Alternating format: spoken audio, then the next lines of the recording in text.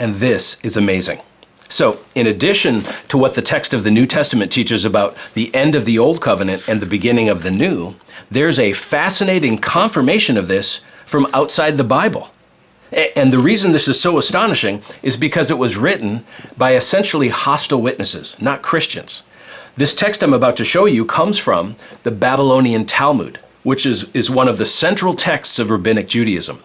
And it was written more than 400 years after Jesus by Jewish rabbis who didn't believe in Jesus and who rejected the Christian beliefs about God's new covenant.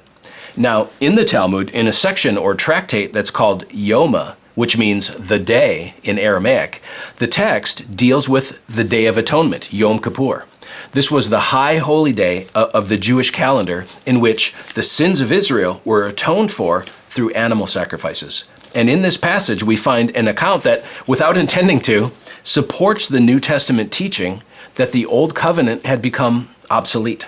Now, among other things, it says this, quote, "The sages taught, during the 40 years prior to the destruction of the Second Temple, the strip of crimson wool that was tied to the head of the goat that was sent to Azazel did not turn white." So what's going on here? It's incredible. So first of all, the timeline. The Second Temple was destroyed when? In the year 70 CE. And what historical event happened 40 years prior to that? The crucifixion and resurrection of Jesus. So this text is referring to a miraculous sign that used to occur on Yom Kippur. According to Jewish tradition, a strip of crimson wool was tied to the scapegoat during the sin sacrifices at the temple. And when the atonement ritual was accepted by God, the crimson strip would turn white, symbolizing the forgiveness of Israel's sins. This idea comes from Isaiah 1:18. "Though your sins are like scarlet, they shall be as white as snow."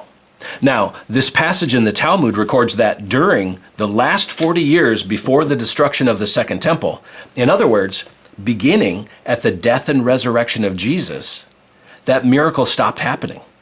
The strip of wool no longer turned white, which was understood by the rabbis as a sign that God was no longer accepting the atonement. Remarkable.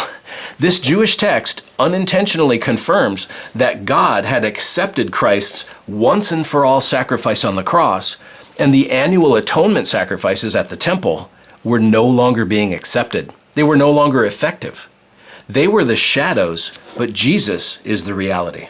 And Hebrews 10:18 says that because of the perfect sacrifice of Christ, there is no longer any offering for sin.